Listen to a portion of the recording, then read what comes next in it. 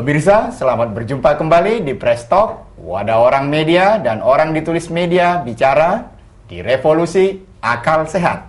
Bersama saya, Iwan Piliang. Topik kedua, ihwal pertanian. Pendapatan petani kita sebulan di kisaran 400.000 hingga 500.000 rupiah saja. Wilayah Indonesia dengan lahan yang selalu dikatakan subur, tak banyak membawa kebahagiaan bagi petani di tanaman pangan. Pemirsa, episode kali ini melanjutkan warisan karakter pahlawan dan pertanian. Dulu, segala bentuk intangible asset, integritas dan kejujuran, kemuliaan menempatkan derajat seseorang tinggi dalam kehidupan. Kini sebaliknya, segala yang tangible, segala yang materi dan uang seakan Tuhan semesta alam. Salah satu akibat dunia pertanian, petani khususnya tak kian naik daya belinya. Salah satu sorotan kita adalah ihwal bibit dan pupuk. Tahun lalu 18 triliun dana rakyat dikelola Departemen Pertanian untuk pupuk dan bibit. Alokasi pembelian pupuk mencapai 2.400 per kilogram. Yang jatuh ke petani hanya di kisaran 700 saja. Mereka pengusaha tambun pun kini memperebutkan triliunan dana bibit dan pupuk, termasuk granula organik. Petani hanya objek penderita. Saya pernah menulis di blog presstalk.com, sejak lama Indonesia punya 7.000 bibit padi unggulan. Di balai benih kini tinggal 200-an saja. Itu pun sebagian besar yang sudah lewat masa dorma. Masa tanam artinya. Kekayaan genetik itu pun kini hilang seiring yang terkikisnya harapan untuk petani bangkit sejahtera. Bisakah petani dan dunia pertanian kita mensejahterakan bangsa? Bagaimana pula dengan tanaman pangan kita yang konon katanya melangkah ke industri? Untuk menjawab pertanyaan tadi, di studio sudah hadir Bung Ganang Sudirman. Sebagai wakil dari keluarga pahlawan, ia adalah cucu Panglima Besar Sudirman.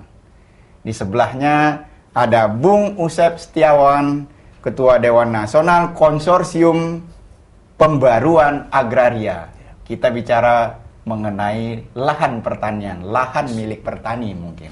Dan di sebelahnya adalah, di dialog ini saya mohon izin memanggil Bung Anggoro sebagai Sekretaris Eksekutif Direktorat Jenderal Tanaman Pangan Departemen Pertanian.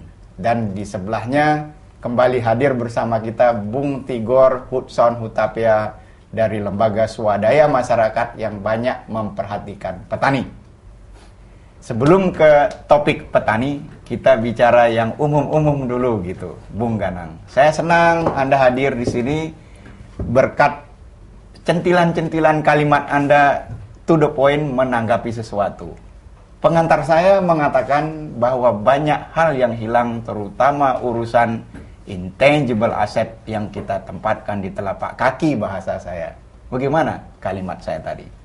Banyak yang saya alami di daerah Pak Iwan. Iya. Ya.